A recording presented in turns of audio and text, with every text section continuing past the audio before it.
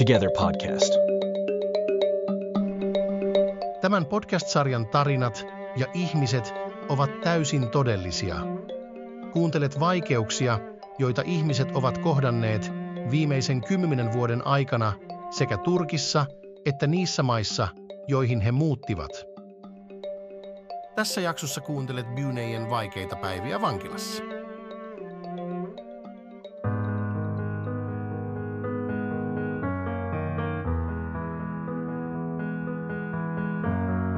Meidän kuului kirjoittaa hakemus, jossa listasimme kaikki tarpeemme.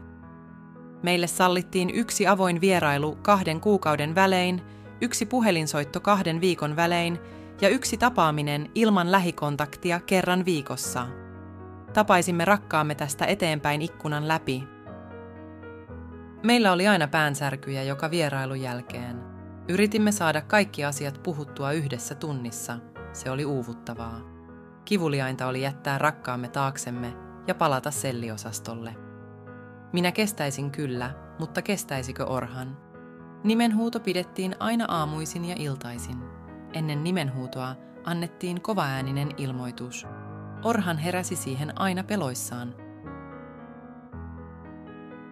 Yritin saada hänet nukkumaan näiden ilmoitusten jälkeen.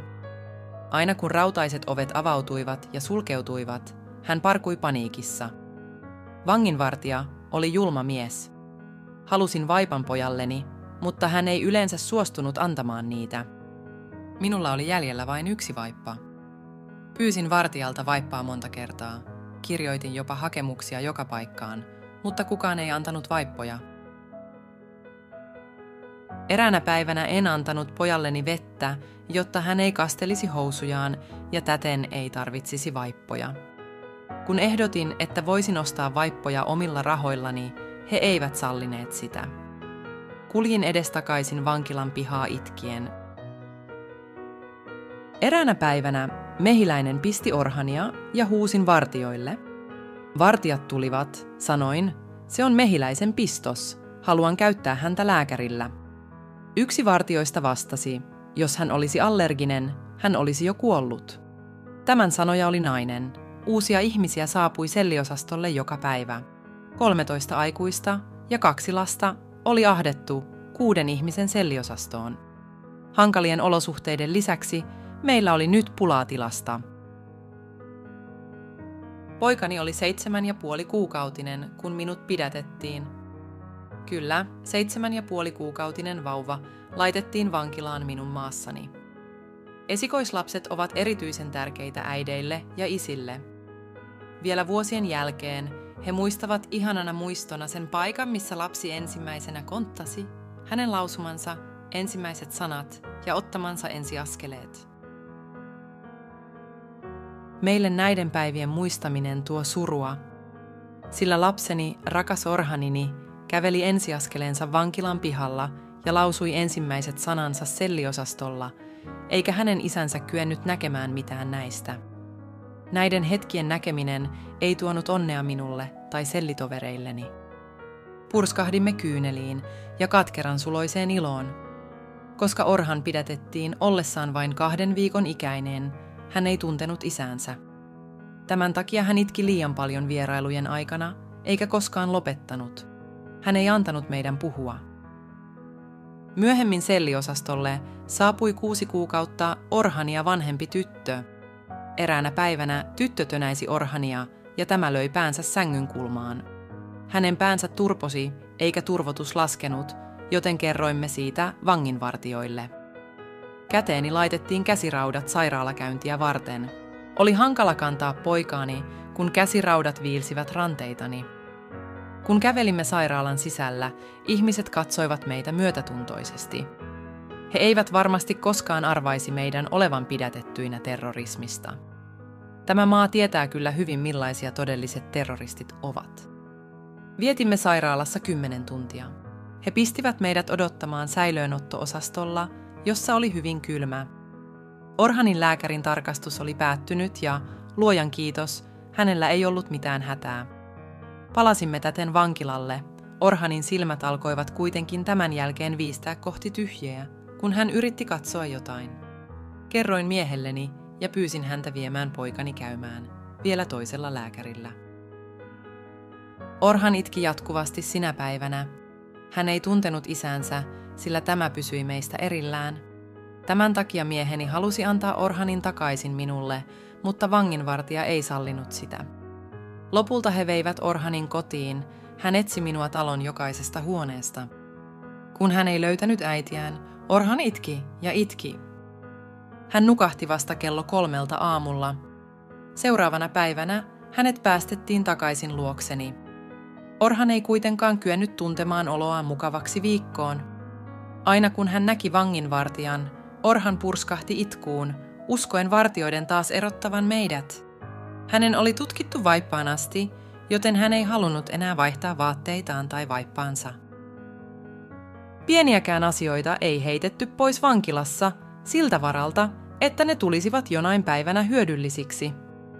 Kuten vesipulloja, teimme vesipulloista lelun Orhanille. Koska selliosaston lattia oli kylmä ja kova, Orhanin oli vaikea kömpiä satuttamatta polviaan. Siksi teimme sukista ja pesusienistä hänelle polvisuojat. Hän pystyi kömpimään niiden kanssa heti paljon paremmin. Orhanini sai kontata, mikä onkin hänen luonnollinen oikeutensa jopa kaikista vaikeimmissa olosuhteissa. Vankilassa nähdyt unet olivat meille hyvin tärkeitä. Jopa lehti, joka liikkuu toivon tähden, oli tervetullut tuore lisä elämäämme, aina kun tunsimme itsemme stressaantuneiksi tai tulemme epätoivoisiksi. Jumala ilahduttaa meitä unella. Tulkitsimme jokaisen unen merkitsevän vapautusta. Halusimme kuitenkin päästä vapaaksi niin nopeasti kuin mahdollista. Yritimme olla onnellisia ja pitää myös hauskaa näiden 4 ahtaan seinän sisällä. Yksi näistä huvituksista oli sanaleikit. Seuraavan pelaajan kuului näytellä sana liittyen Bayram-juhlaan.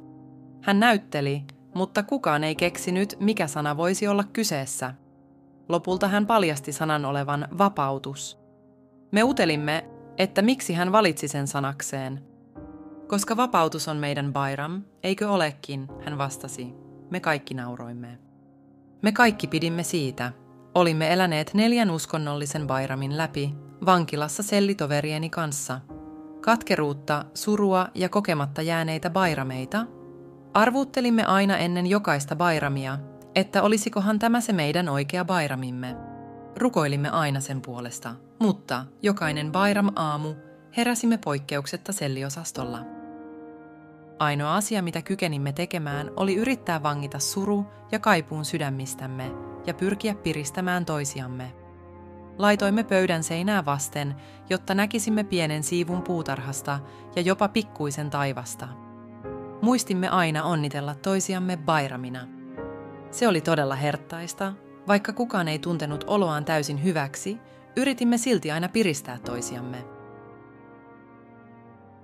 Seuraavana päivänä oli avoin tapaaminen. Se oli oikea bayramimme. Mahdollisuus nähdä rakkaitamme ja viettää aikaa yhdessä, vaikka ainoastaan tunnin. Eräänä päivänä vanginvartijat tulivat sisälle tuntia ennen iltalaskentaa ja ilmoittivat ystävämme nimen. Olimme kaikki yllättyneitä ja innoissamme, sillä uskoimme hänen pääsevän vapaaksi. Olihan hän tuomittu vanki. Menimme alakertaan ja näimme siellä 6 tai 7 mies- ja 6 naisvanginvartijaa. He sanoivat ystävällemme, pakkaa tavarasi, lähdet sairaalaan. Sinä hetkenä ymmärsimme, etteivät he olleet päästämässä ystäväämme vapaaksi. Kaikki tuntui hyvin epäilyttävältä, pelkäsimme ja olimme huolissamme. Aina aiemmin, kun jonkun on täytynyt mennä käymään sairaalassa, siitä on ilmoitettu etukäteen, eikä kenenkään tarvinnut pakata tavaroitaan mukaansa. Ystävämme pelkäsi myös, ja se kuului hänen äänessään. Hän kysyi pelokkaasti, mihin sairaalaan, minkä takia. Kukaan ei vastannut. He laittoivat vain ystävämme selliin ja käskivät meidän pakata kaikki hänen tavaransa. Teimme niin avuttomasti. Kukaan ei sanonut mitään. Olimme hyvin pahoillamme. Päivät kuluivat, eikä ystävästämme kuulunut mitään.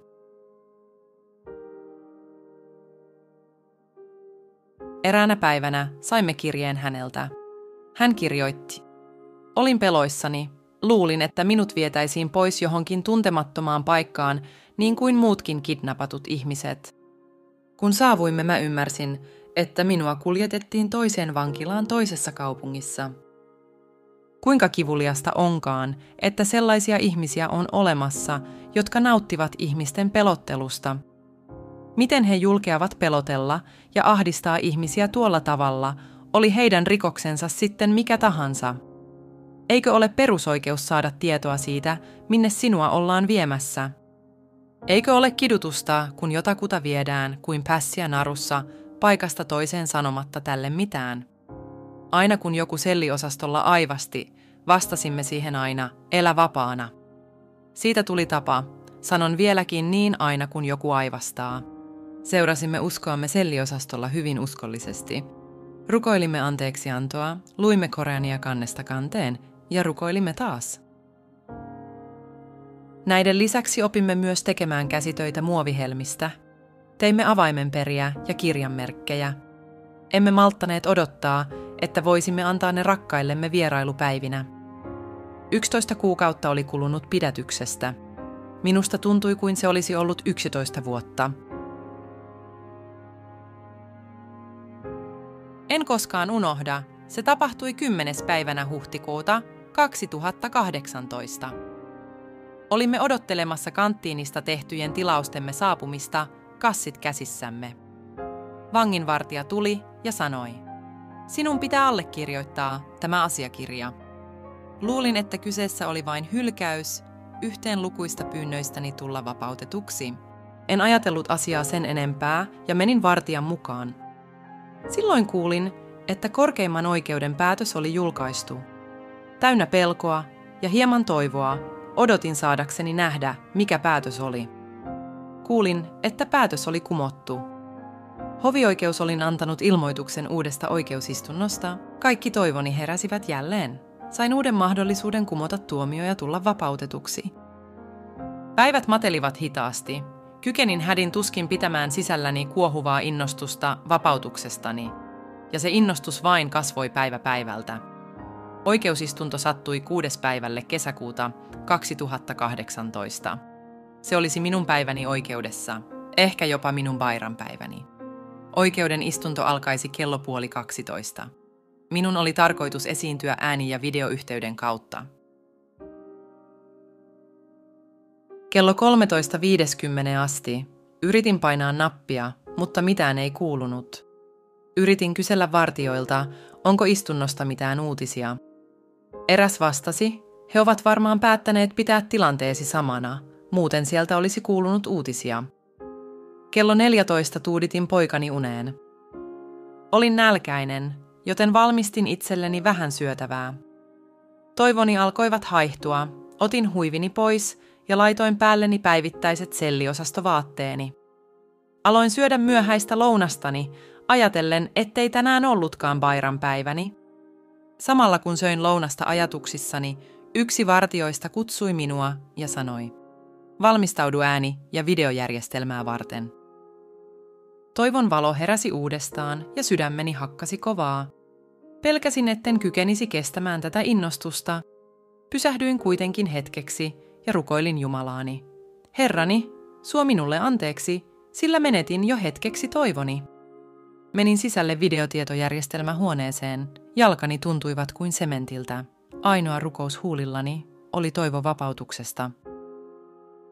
Oikeuden istunto alkoi. Se kesti 20 minuuttia. Yhtenä hetkenä maailma pysähtyi, aika pysähtyi, elämä pysähtyi. 1100 hakkaava sydämeni pysähtyi. Veri suonissani pysähtyi. Oliko tämä unta? Voiko tämä olla totta? Tuomioni laskettiin 7 vuoteen ja 6 kuukauteen, ja tuomioistuin päätti ehdonalaisesta vapaudesta. Kiitos Herran, poikani Orhan, ja minä olimme taas vapaita. Palasin takaisin selliosastolle innoissani. Oli kuin en olisi vain kävellyt, vaan suorastaan lensin. Heti kun astuin sisään selliosastolle, onneni katosi. Miten naisesta voikaan tulla niin surullinen, oltuaan vasta hetki sitten maailman huipulla? Kun astuin sisään selliosastolle, kohtasin surullisen totuuden. Minä pääsisin kyllä vapaaksi, mutta entä sellitoverini? yksikään heistä ei ansainnut olla täällä. Jotkut ovat nuoria ja naimattomia, toisilla on lapsia vapaudessa, toisilla mies. Kaikki he ovat erossa rakkaimmistaan. Itkimme, kun sanoimme hyvästi toisillemme. Olin rautaoven toisella puolella, joka suljettiin ystävieni kasvoillen edessä. Oli kivuliasta nähdä oven sulkevan minut pois heidän luotaan. Tuska, mitä en tule koskaan unohtamaan. Pääsisin vapaaksi tiettyjen paperien täyttämisen jälkeen. Ne 7 ovea, jotka sulkivat minut tänne, avautuivat yksi kerrallaan ja astuin vapauteen. Vankilan ulkopuolella odottivat mieheni, anoppini, eräs sellitovierieni lapsista ja nainen, jota en tuntenut, mutta jonka miehen tiesin olevan vankilassa. He kaikki odottivat minua. Nainen itki ja rukoili, ole kiltti Jumala, salli armosi meillekin. Kun minut oli laskettu vapaaksi unissani, ryntäsin aina ulos Balramin omaisella innolla. Nyt vapaus tuntui kuitenkin katkeran suloiselta. Poikani ei aluksi halunnut mennä sisälle kotiimme. Häntä pelotti nukkua missään suljetussa paikassa. Hän oli lisäksi vasta vastikään saanut tietää ulkomaailmasta. Hän ei halunnut mennä sisään, joten menimme puistoon. Tuuditimme hänet siellä uneen ja toimme sen jälkeen vasta kotiin. Luojan kiitos, hän tottui nukkumaan myöhemmin myös kotona. Hän oli 22 kuukautta vanha. Niistä 14 hän vietti vankilassa. 4 kuukauden Turkissa asumisen jälkeen koimme, että meidän on pakko muuttaa pois. Vietimme 3 kuukautta Ateenassa. Nyt minä ja poikani asumme vastaanottokeskuksessa Suomessa, mieheni on vielä Ateenassa. Hän odottaa kärsivällisesti päästäkseen perheensä kanssa jälleen yhteen. Poikani on nyt 32 kuukautta vanha. Hän kykeni viettämään niistä vain 7 kuukautta isänsä kanssa. Hän odottaa nyt innolla päivä, jolloin kykenee jälleen tapaamaan isänsä.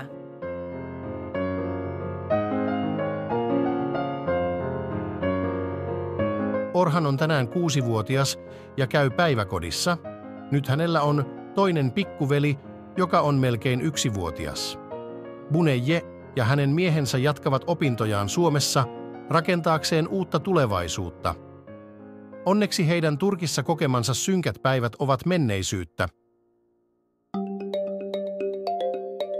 Voit seurata meitä Spotify-sivullamme ja sosiaalisen median sivuillamme ja kiitos kuuntelemisesta.